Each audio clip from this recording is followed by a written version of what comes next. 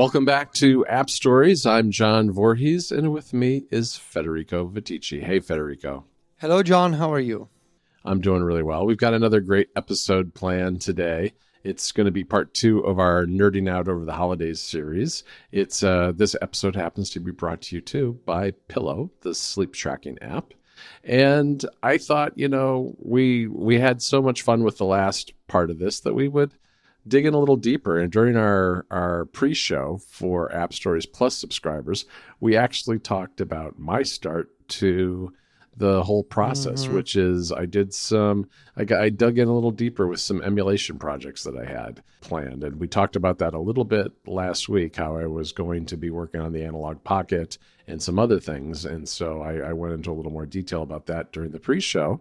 And if you're interested in learning more, you can go to appstories.plus to become a subscriber. We also talked a little bit about all the mess that Federico's been making at his house because he's still in the process of getting furniture and unpacking and all that kind of stuff. But it was a fun pre-show. Why don't we dive in, though, Federico, and talk a little bit about what we've been doing since then and what we've got coming up, maybe now that we're kind of clear of the Thanksgiving holiday.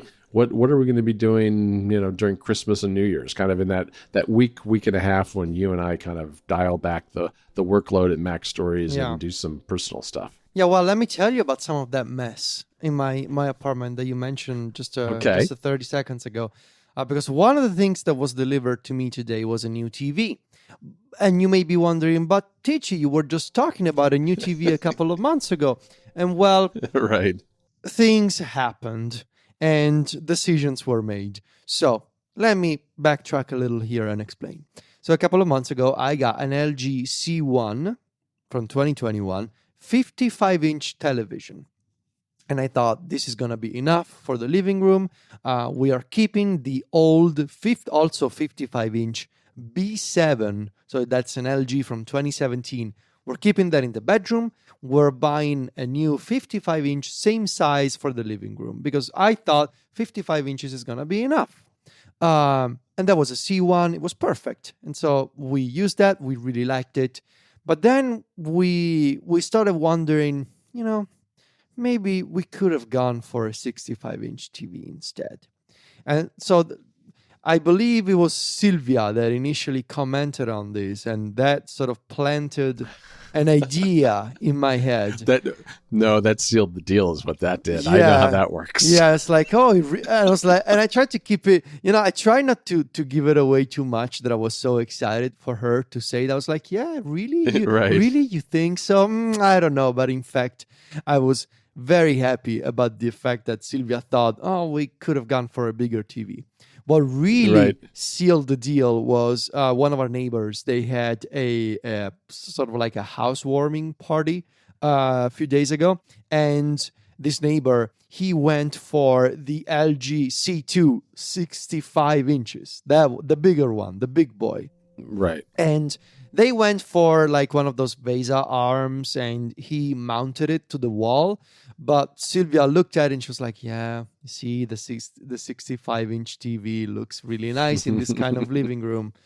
And so I took advantage of Black Friday and I was able to get an LG C2 65 inches for, I believe, 42% off on Amazon. Oh, wow. That was pretty good deal, especially because on the LG Italy website, it was like 25% off, so almost double, really. Incredible deal. And in all of this, you may be wondering, well, what happened to the previous televisions? So, as is often the case, I am passing down the old LG TV, the B7 from 2017. I'm giving that to Sylvia's mom. Sylvia's mom was looking for a new TV for the living room. She's not particularly tech savvy or anything. She never had an OLED TV before. I was like, do you want ours? Because otherwise I gotta sell it online or bring it to a store or something. And so I'm giving that TV to her, which means the one that I bought just a few months ago, the C1, is going to the bedroom. In fact, it's there right now on top of the new furniture that we just got. And the C2, the new one, the 65 inches one, is here. It's in the living room, and it's now sitting on top of this very fancy floating cabinet that we got, that was also delivered and installed. And I am having fun doing the cable management, because in all of this is a whole side project for, well, tonight and tomorrow morning.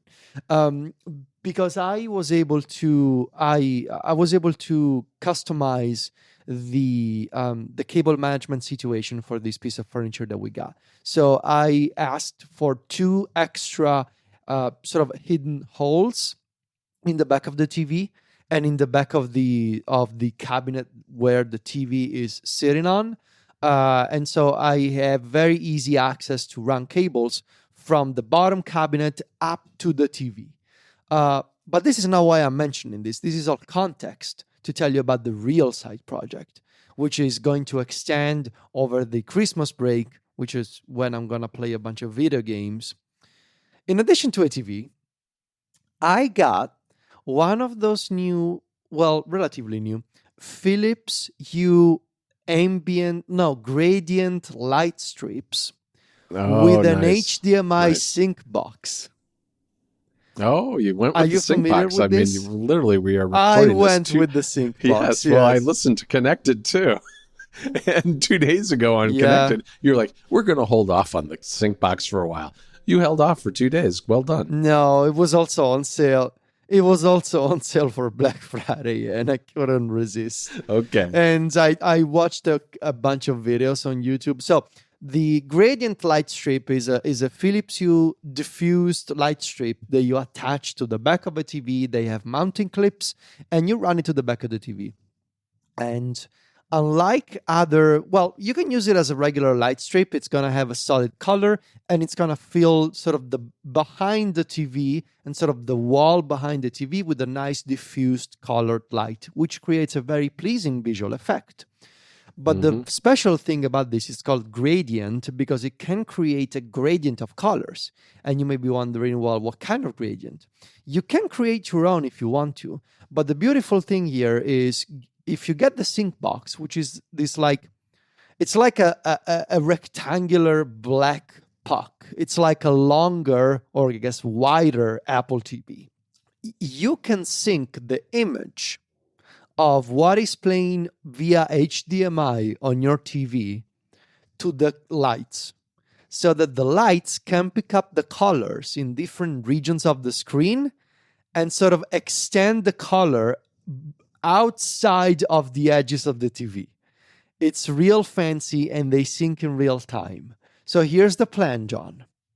I am going to run the PS5, the Nintendo Switch, and the Apple TV via the HDMI sync box. The gaming PC will go straight into the HDMI 2.1 port of the TV. That's one of the limitations here. The sync box, the current shipping version, is not HDMI 2.1. But it has 3 inputs. You can put all 3 of those other things in there. 4 inputs, I believe. Oh, yeah, nice. It's got a bunch of them. So I am willing to sacrifice HDMI 2.1 on the PS5. I am not willing to sacrifice it on the PC. Yeah, I wouldn't do that either. Yeah. I mean, that's the whole reason you bought that fancy PC. Exactly. Is for all that high end. Exactly. Yeah. And on the PS5, I think I will need to give up 120 hertz refresh rates. I'm not sure I would do it for the PS5 either. This is the thing I am least certain about. The PS5 is a question mark. I want to try it in practice, because at the same time, I can tell you, playing God of War with variable refresh rate, thanks to HDMI 2.1, really nice. So what's nicer? That kind of experience, or the lights sync into the game? But for the Nintendo Switch and the Apple TV, no big deal, right? I don't care about it. Those devices, they do not support HDMI 2.1 anyway. Yeah, and I think that gradient light would be really nice when you're watching TV or a movie or something like that. That I've always wondered about that. I mean, it seems like a really nice setup. Yeah. I have a question for you about the C1 versus the C2. Can you tell the difference between the picture quality of both of them? Because I've seen both, but I've never seen them kind of in the same place. You know what I mean? No, not really. I think I think one of them, maybe I the think the C2, C2 is a little brighter. is a little brighter. But the thing is, I still have not calibrated the TV, Hmm. which is also another thing that I will need to do tonight. I will use, as always, the excellent ratings website for calibration. But at first glance, like I only turned it on, logged in with my account, and tuned it to find channels with my antenna. It looks similar to the C1, but I can tell you once it's calibrated and once I can watch like the same movie via Apple TV and Dolby Vision on the two TVs at the same time, then I will tell you.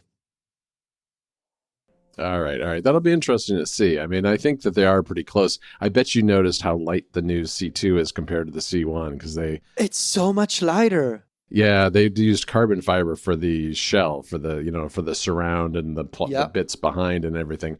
And it's significantly lighter. Like when we moved that from our apartment to this new place, Jennifer was really concerned. She said, "This is going to be really heavy. Are we going to be able to do this by ourselves?" I said, "Oh yeah, it's not bad. I have no problem lifting it by myself. It's just that because it's a 55-inch TV, it's awkward to do that. So you do kind of need a second person to help you. But other than that, I had no trouble getting it into my car and moving it and taking it up the stairs and all that stuff." All right, Federico, let me dig in with one of mine. And you probably wouldn't be shocked to know that I'm rethinking RSS all over again. I think I do this. Okay. I think I do this every single year. And let me tell you what prompted this. Two things did. First was AnyBox. And we had an episode about AnyBox recently. And so that got me thinking about read later apps, just like you've been thinking about. And as much as I like AnyBox, I don't think it's going to end up being my read later app because the parser is just not as good as something like Matter. And so I think really for things where it's longer and maybe more like pleasure reading as opposed to work type reading, I'm just going to continue to use Matter, especially now that it has great search, it has highlighting and all that. But I started thinking about Twitter and all the trouble and drama over at Twitter, and the fact that while I've never abandoned RSS for Twitter, I certainly do get kind of my up-to-the-minute news often from Twitter. And I started wondering, what would I do if that kind of went away? And last year, my RSS setup changed in that I simplified it greatly. I just went with the free built-in sync service. It's iCloud backed in Reader to subscribe to my feed. So I wasn't using a sync service at all. I left InnoReader last January or so. And that worked actually pretty well. And what I had ultimately set up was I had that sync system in Reader for kind of my tech feeds that I use for work day to day. And then I set up a second service with Feedly to track things like video games, movies, TV shows, those kind of sources. And that worked really well because I didn't have as many of those sources, and I could use the Feedly free account. So I wasn't paying for a sync service anymore, and I had them kind of separated in a way that made sense in the way that I consume them. But the thing is, I started to miss some of the power user features that I had with InnoReader, but I never was a big fan either of InnoReader's UI, and especially their web UI and their app. So I thought I'd try something different, and I signed up for a Pro Plus account with Feedly, which has a bunch of different features that I've only begun to scratch the surface of. But it does allow me to do things like set up some filters so I can follow some high volume websites that might have Apple news, for instance, from time to time, where I really don't care about the non-Apple stuff that they publish. So I can just kind of narrow that down very easily. It's very fast. It has ways to do research using some sort of AI technology they call Leo that will look at a bunch of different curated sources for industry news about different topics. So I thought I would give that a try. I really don't know to what degree these advanced features are really going to stick with me, but I decided that it was worth trying One, because I'm going to try to rely less on Twitter for news sources than I have in the past. And two, I wanted to recombine my like video game and music and TV feeds with my regular general tech feeds so that I could see them all at once and start using some of ReadKit's smart folders features. I just wrote about this on the site a little while ago. ReadKit has got these smart search folders that are available in the app, and they're absolutely amazing. I can very easily set up folders for that will separate things like Apple News and general text news from the other kind of entertainment news that I follow without having to do it at the level of a different account. I can just set up filters by source, by topic, by all sorts of different criteria. And so I'm giving that all a shot, but I've only just begun setting it up, and I'll have to report back later once I have lived with it for a little while. Very nice. Well, I'm not surprised that you decided to. I do it all the time.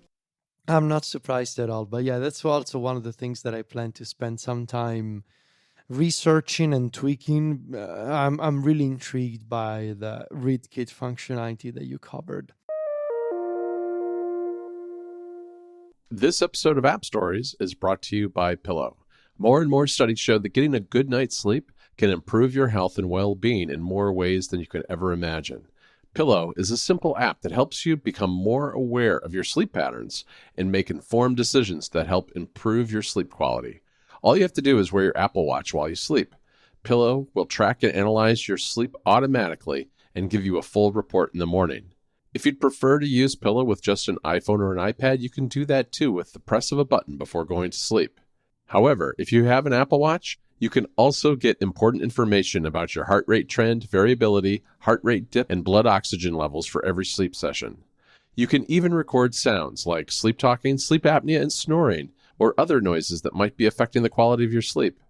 If your Apple Watch is a Series 6 or newer, Pillow also displays information about the intensity of those sounds during each sleep session and gives you a rating for each exposure. Another valuable aspect of Pillow is helping you make informed decisions about ways you can improve your sleep. Pillow comes with a dedicated section that can help you discover trends, get personalized insights, sleep tips, and easily compare your sleep metrics to your weight, steps, caffeine consumption, and other health metrics. If you want to wind down and relax before going to bed or listen to something all night long, Pillow comes with an expanding collection of sleep aid sounds, guided meditations, bedtime stories, and music produced specifically for sleep.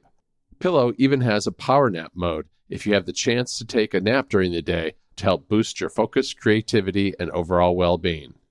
Pillow can wake you up using your iPhone, Apple Watch, or iPad at the lightest possible sleep stage using its smart alarm feature too.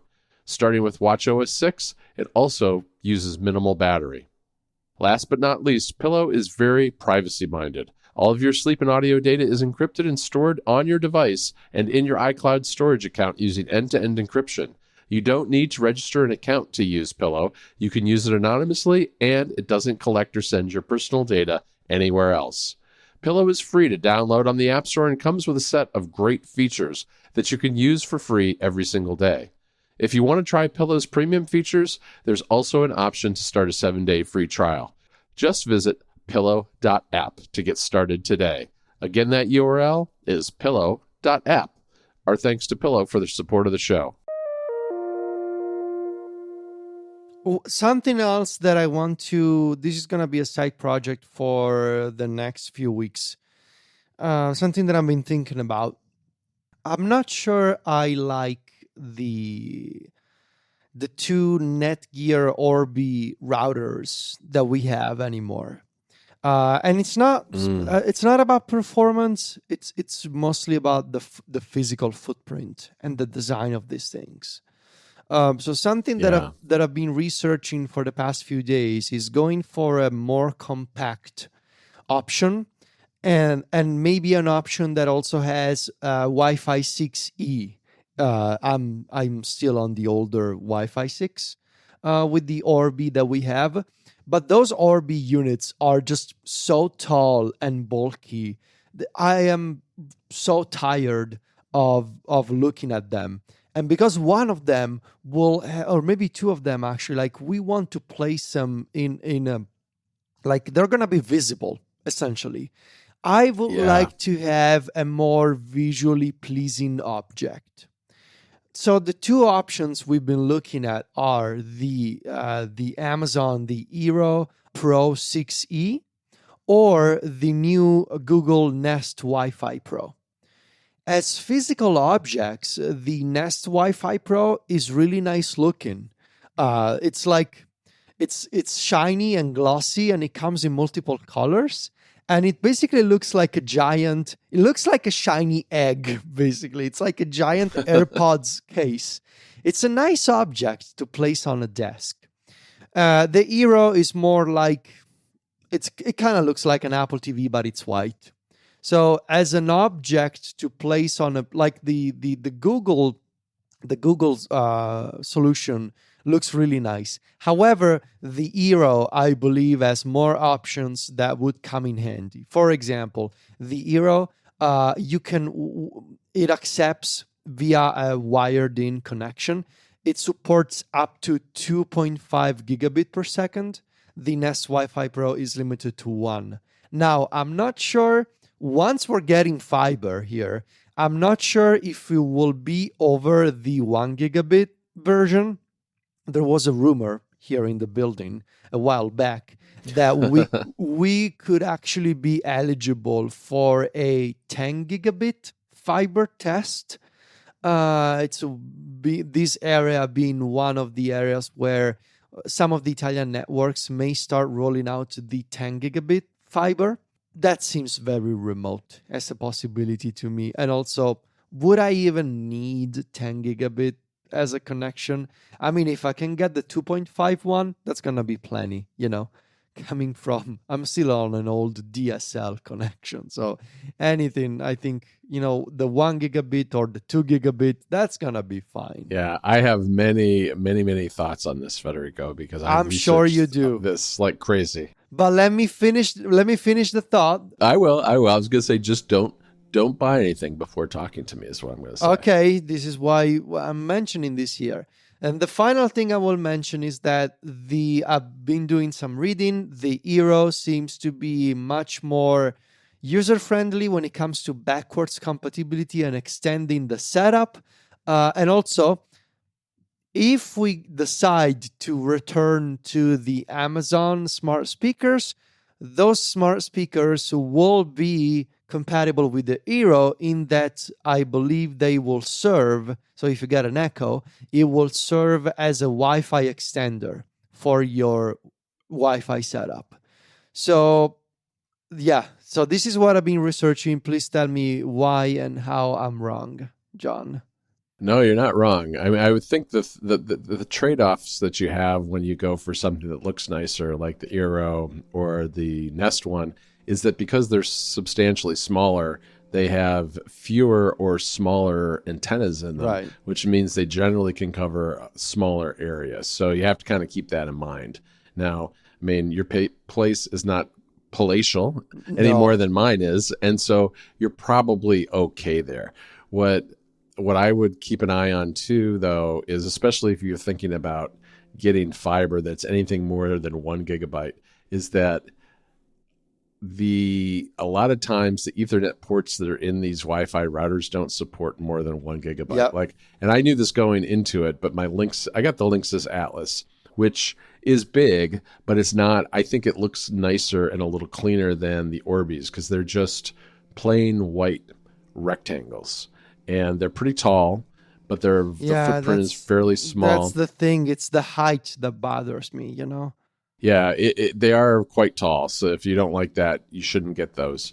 I was able to kind of hide them away. Like one of them sitting behind my television, for instance. So it's not really, or behind a chair against a wall where you can't really see it. So it's totally fine for me. But those Ethernet ports, which are in those Linksys Atlas models, they have like 6 of them or 5 of them, which is really great, except they're all 1 gigabyte instead of, and so if you're using that to extend your wired network, you're not going to get the full speed that you want.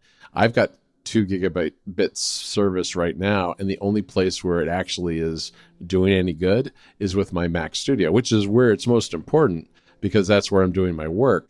But I have, an Ethernet cable going straight from the wall into the Mac Studio. There just aren't a lot of devices that support more than 1 gigabit per second out there. I mean, at least in the Apple ecosystem. Now, your MacBook Pro will, my Mac Studio will, but your Xbox, your PlayStation, all those things, your Apple TV, none of that stuff is going to support more than 1 gigabit per second. Yeah. So I don't know. That's the thing. Do you have any experience with the Eero? Because that's the one that's looked most convincing to me. But I should also mention that the Nest Wi-Fi Pro, I believe it's already compatible with Matter, whereas the Eero has a built-in Thread antenna, and so it will do Matter over Thread. I'm not sure how much this, matters to me right now, but it's also a consideration there. Yeah, I mean, I think that's good if you have a router that supports Thread and Matter, but you're going to have other devices that support that anyway, so I wouldn't be too concerned about that because, like Thread border routers that can kind of coordinate the traffic of all those devices are built into some of the electrical plugs, built into sometimes I think even lights, so there's a lot of ways to have a Thread border router in your house. Plus you've got the Apple TV, so I wouldn't worry too much about that. I guess I think the Eero is probably the easiest one because of the app is so easy, makes it super simple to set up. I've used Eeros in the past. I haven't recently since I had the Orbis before this Atlas system. I'm not entirely sure that 6E is really that necessary. It costs substantially more than 6, and I do semi-regret doing it only because I really don't have any devices that support 6E. Now, there are still some advantages because I think some of the backhaul traffic and stuff works better on 6E, so it takes some of the stress off your network. But I don't know. I mean, 6... you can probably get by with 6 for a very long time before 6E is a thing. Although I think I just read that TP-Link has a 7 router coming out very soon that is Matter compatible, I believe. But that's one of those ones that's bristling with external antennas. Yeah. The ones that you always see at CES that look like a spider. So those are my summary thoughts on Wi-Fi and internet. My view is that you should wire as much as you possibly can. Your game systems, your Apple TVs, your computers, have as many wires running through the walls and into devices as you can, and then just rely on Wi-Fi for everything else. The iPad, the iPhone, any other devices. All right, Federico. I am going to say here's a very technical and Mac Stories, App Stories project that I've got on tap, which is recalibrating my audio filtering and conditioning for our new homes. Because many moons ago, I used this app called Isotope RX, and the version I had from when we started the show, I took the time to take a recording of each of our voices and have it very carefully analyze the silence in the tracks and our voices, and take out a lot of the plosives, as well as any mechanical sounds, like if the air conditioning was on, all these kind of things. I went through and carefully adjusted the plugins that it uses in order to get a really nice, clean sound from both of our voices based on the environments where we record. And that's just really changed a lot over the last year. And those filters aren't working the way they used to, or as well as they used to. So I really need, once you get all your furniture set up, to tell me so that I can actually do that, because I know you're not quite there yet. I'm getting very close, although I'm not quite there yet either in my office. But once we're both kind of set up, I'm just going to take some time and sit there and listen to the two of us at high volume in a very quiet environment and fiddle around with the knobs and levers that this software offers and really dial it into something that sounds really terrific. Because I know there have been weeks where, especially lately, one or both of us has sounded a little echoey. I'm able to deal with that to a degree, but I think once we have our environment set up a little better, I can make it a lot better than it is now. All right. Well, that sounds like a fun project. Do you have anything else you want to mention? Because I think I'm out of side projects at the moment. Like, I think I have my plate full, you know? I kind of do too. I mean, I think that I'm going to spend a little time giving Mastodon a fair shake. I mean, yeah, same here. Yes. I kind of reset up my account and I have gone in there a little bit, but so far I've really only used the web UI. I haven't really taken a tour of the various apps that are available or really done a deep dive on how it's different functionality wise from Twitter. And I think it's worth giving it a fair shake, because I did, in one of the early days after setting it up, I did go through and look at a couple of, find a lot of the people who I follow on Twitter and follow them on Mastodon. And I realized that there's a pretty good conversation going on over there amongst all the developers and people that you and I know. And I want to be part of it. The thing is, it's not that I set it up as a plan B and don't intend to use it. It's that I've been busy lately and I haven't had a chance to really spend the time to dig into it more. So I've dipped in a little bit here and there every few days, but I'm hoping over the holidays to spend some more quality time with it and really understand how it works. So I don't want to be the person who says, I don't want to use Mastodon because it's just too hard. Well, I think there's a lot of noise out there about how Mastodon is hard, and there are aspects of it there's more friction than signing up for Twitter, for instance. But I also feel like it's one of those things is that it's hard because it's different, and I don't want to just reject it out of hand because it's different. I want to give it a fair shake. Yeah, same here. And in fact, I think I should have a shortcut for Mastodon to share at some point next week. Oh, nice. I've been playing around with the Very API nice. a little and trying to,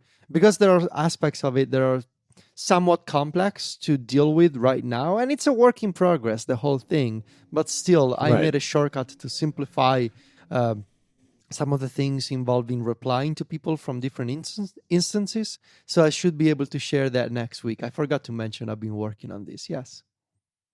Oh, that's nice. That's nice. It'll be interesting to dig in a little deeper with Mastodon. I've enjoyed what I've seen so far, but I do have a long way to go in terms of just kind of figuring out. And I'm really intrigued by ActivityPub. I think that whole scene, which is now, I guess we just got the news that that Tumblr is going to be integrating that into its service. It works with micro.blog, I know, and Mastodon, and it's a way that you can follow all of those sources, people who publish on all those platforms all in one place. And you should be able then, presumably, depending on how it's implemented, have a Tumblr, for instance, where you can follow people from Mastodon or follow them from micro.blog or just their Tumblr setups and kind of vice versa, which is kind of fascinating to me. And I think it's an interesting opportunity where things like,